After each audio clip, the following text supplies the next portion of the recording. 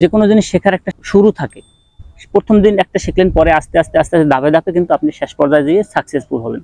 তো এই ভিডিওটা তাদের জন্য যারা একেবারে নতুন ড্রাইভিং শিখতে চাচ্ছেন, একবারে নতুন প্রথম কোর্স থেকে, মানে ড্রাইভিং মনে করেন যে আজকে শুরু করতেছেন, মনে করতেছেন আপনি ড্রাইভিং শুরু করতেছেন, তাদের জন্য এই ভিডিওটি। আসসালামু আলাইকুম সম্মানিত ভিউয়ার্স, ড্রাইভিং ক্লাস ভিডিওতে স্বাগতম জানাচ্ছি আরো একটি নতুন ভিডিওতে। আশা করি সবাই ভালো আছেন এবং সুস্থ আছেন।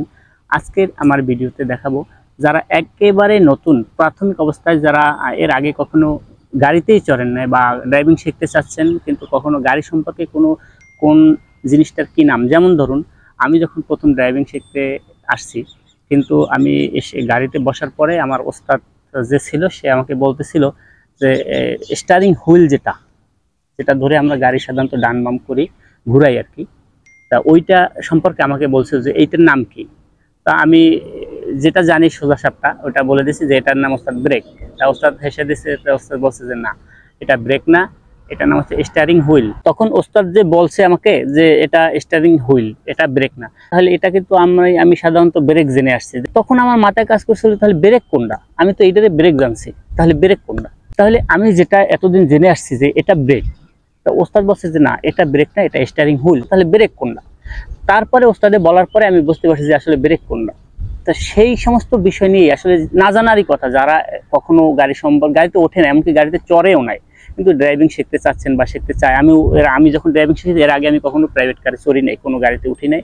তো আমি যখন উঠছি তখন এই আস্তে আস্তে একদিন দুই দিন মানে পর্বে এই এক পর্যায়ে গিয়ে কিন্তু জানতে পেরেছি। সবাই কিন্তু অজানা থাকে, যে কোনো বিষয় নিয়েই যদি আপনি একটা রিসার্চ করেন তাহলে আপনি কিন্তু ওই বিষয়টা সম্পর্কে বুঝতে পারবেন। প্রাথমিক অবস্থায় আপনি কোনো বিষয়ে বুঝতে পারবেন না। তো একটা পর্ব থাকে, আপনি যে কোনো জিনিস শেখার একটা শুরু থাকে। প্রথম দিন একটা শিখলেন, পরে আস্তে আস্তে আস্তে আস্তে ধাপে ধাপে কিন্তু আপনি শেষ পর্যায়ে গিয়ে সাকসেসফুল হবেন। তো এই ভিডিওটা তাদের জন্য যারা একেবারে নতুন ড্রাইভিং শিখতে চাচ্ছেন, একবারে নতুন প্রথম কোর্স থেকে, মানে ড্রাইভিং মনে করেন যে আজকে শুরু করতেছেন, মনে করতেছেন আপনি ড্রাইভিং শুরু করতেছেন, তাদের জন্য এই ভিডিওটি। তো আশা করি স্কিপ না করে পুরো ভিডিওটি দেখবেন যারা নতুন আছেন, তাহলে অবশ্যই আজকের এই ভিডিওতে অনেক কিছু শিখতে পারবেন। তো আর কথা না বলে আমি মূল বিষয়ে চলে যাব, যে গাড়ির কোন জিনিস, এই যে ব্রেক জিনিসটা কি, তারপর অ্যাক্সিলারেটর কি, অ্যাক্সিলারেটরের কাজ কি, অ্যাক্সিলারেটর কোন জায়গায় থাকে, ব্রেক কোন জায়গায় থাকে, ব্রেকের কাজ কি, গিয়ার কি, গিয়ারের কাজ কি, গিয়ার কোন জায়গায় থাকে, গিয়ার কিভাবে ফেলতে হয়, স্টার্ট কিভাবে দিতে হয়, এই সমস্ত বিষয় নিয়ে আজকের ভিডিও। তো আর কথা না বলে শুরু করি। শুরু করার আগে একটি কথা বলবো, ভিডিওটা একটু লম্বা হতে পারে, তাই ধৈর্য সহকারে পুরো ভিডিওটি দেখবেন। প্রথমেই পরিচয় করে দেবো, এই যে যেটা দিয়ে আমরা গাড়ি সাধারণত ডান বাম করি, মানে ডানে গেলে ডানে, বামে গেলে বামে, স্টিয়ারিং হুইল, এই যে চাকার মতন একটা দেখতে পাচ্ছেন, এটা স্টিয়ারিং হুইল। এবং এর মাঝখানে যে একটা এই যে দেখেন, যেখানেই চাপ দিবেন আপনি, এটা হচ্ছে হর্ন। মানে আপনি যখন হর্ন বাজাবেন তখন এর যে কোনো একটা জায়গায় জাস্ট একটু প্রেস করলেই হর্ন বাজবে। এটা গাড়ি ঘুরানো অবস্থায় হোক, গাড়ি যে কোনো সিচুয়েশনে যদি আপনি হর্ন দেওয়ার প্রয়োজন হয় এখানে চাপ দেবেন। তো সবটাই এরকমের নাও থাকতে পারে, কিন্তু যে কোনো কোনায় দেখেন, যে কোনো একটা কোনায় আপনি চাপ দিলেই আপনি যে কোনো হাত দিয়ে জাস্ট প্রেস করবেন এবং তখনই হর্ন বেজে উঠবে। এই হলো হর্নের চ্যাপ্টার। এরপরে আসেন আপনি গাড়ির স্টিয়ারিংটা কিভাবে ধরবেন। দেখেন, গাড়ির স্টিয়ারিং কখনো হার্ড অবস্থায় ধরবেন না, একবারে শক্ত করে ধরবেন না। এভাবে শক্ত করে না ধরে আপনি কি করবেন, আলতোভাবে গাড়ির স্টিয়ারিংটা এভাবে ধরবেন, যেন আপনি হাতটা মুভমেন্ট করাতে পারেন সহজে। এভাবে শক্ত করে ধরলে কিন্তু সমস্যা। আপনি এভাবে ধরবেন আলতোভাবে, যেন এভাবে হাতটা ঘুরাতে পারেন। এরপরে এই যে জিনিসটা দেখতে পাচ্ছেন, এটা হচ্ছে গিয়ার লিভার। এটা দিয়ে গিয়ার শিফট করে আর কি, একটা জায়গা থেকে একটা জায়গায় গিয়ার নেয়। হ্যাঁ, আপনি লক্ষ্য করেন ড্যাশবোর্ডের দিকে, এই যে দেখেন পিতে আছে, এটা যখন আপনি নিচে নামাবেন পির পরেই আসবে আর হচ্ছে ব্যাক গিয়ার মানে রিটার্ন। এরপরে দেখেন এন এর নিউট্রাল, এন এর নিচেই ড্রাইভ, ডির পরে আছে এস এবং বি, অনেকটা এল থাকে, L2 থাকে। হ্যাঁ, তা সাধারণত ডিতে থাকলেই গাড়ি ডিতে রেখেই গাড়ি চালাতে হয়।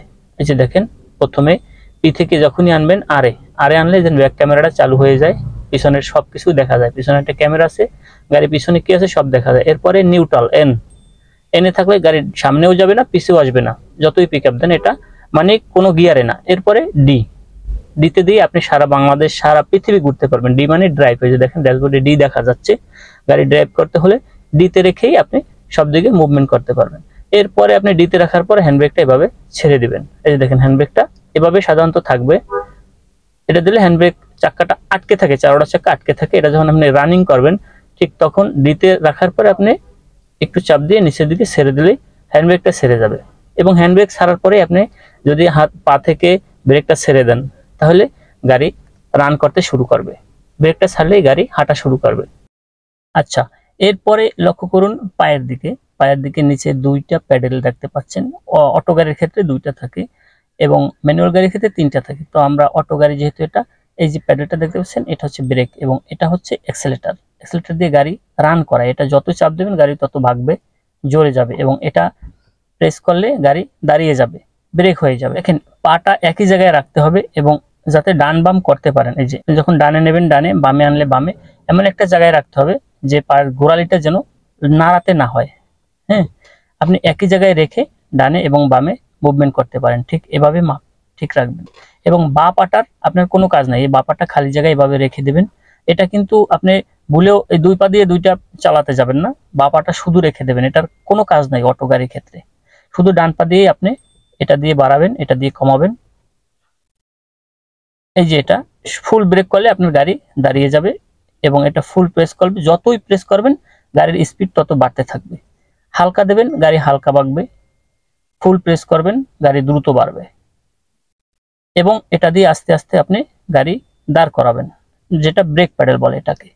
এখন এই পাটা যে রাখবেন এই দুইটা প্যাডেলের একবারে ঠিক মাঝ বরাবর, এই পায়ের যে গোড়ালিটা এটা ঠিক এই দুইটা প্যাডেলের মাঝ বরাবর রাখবেন, যাতে আপনি পায়ের মাথাটা যেন ঘুরাইলেই, গোড়াটা কিন্তু ঘুরবে না, পায়ের যে গোড়া এটা আপনি মুভমেন্ট করবেন না, একই জায়গায় রেখে যাতে দুই দিকে ঘুরাতে পারেন। এবার দেখেন স্টার্ট কিভাবে, দেখে চাবি স্টার্ট যদি হয় গাড়ি তাহলে জাস্ট এটা ডান দিকে ঘুরালেই স্টার্ট হয়ে যাবে, সেক্ষেত্রে আপনাকে কোনো কিছু করতে হবে না। আর যদি এটা পুশ স্টার্ট গাড়ি হয় সেক্ষেত্রে আপনাকে ব্রেক প্যাডেল যে আছে, এই যে ব্রেক প্যাডেলটা দেখতে পাচ্ছেন পায়ের বাম দিকে, এই প্যাডেলটা ফুল প্রেস করে ধরে তারপরে আপনার এই যে চাবিটা এখন যেখানে দেখতে পাচ্ছেন, আমি একটু খুলে দেখাই চাবিটা।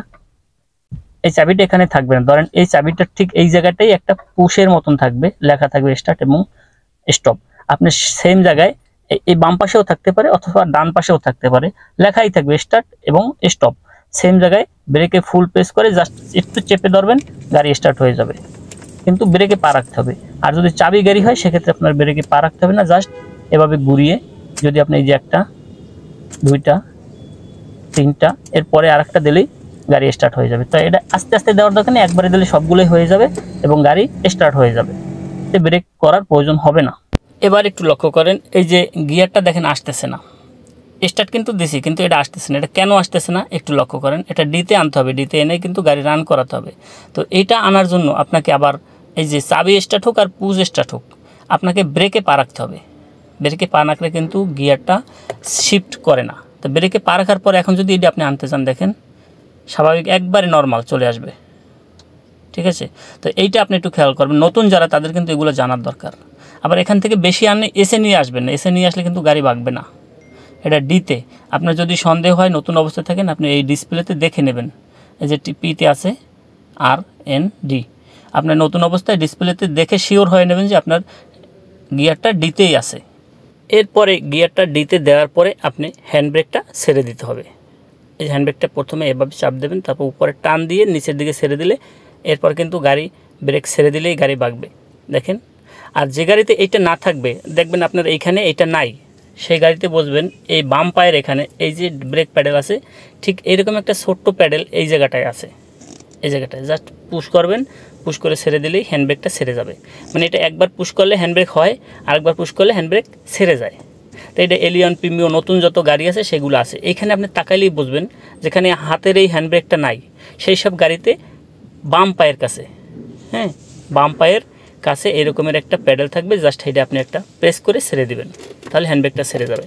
অনেক গাড়িতে এইখানে একটা বাটনের মতন থাকে, মানে স্কোয়ার একটা ছোট গোল কালো পুশ বাটন, অনেক আছে পুশ, কিন্তু সেই বাটনটার উপরে এইরকম একটা সিম্বল আঁকা থাকবে, এই যে হ্যান্ডব্রেকের একটা সিম্বল, এই যে দেখেন এরকম একটা ছবি আঁকা থাকবে। এই ছবিটা দেখলে আপনি বুঝতে পারবেন যে ওইটাই হ্যান্ডব্রেক, ওইটা জাস্ট একটু টেনে ছেড়ে দিলে হ্যান্ডব্রেকটা ছেড়ে যায়। এখন লুকিং গ্লাসটা ওপেন করে নিতে হবে। ভিউয়ার্স এই যে সুইচটা দেখতে পাচ্ছেন, দেখেন এই সুইচটা আপনি একটা যদি প্রেস করেন তাহলে লুকিং গ্লাসটা দিকে একটু লক্ষ্য করেন ওপেন হয়ে যায়। এই একই সুইচ যদি আবার দেন লুকিং গ্লাস ক্লোজ হয়ে যায়।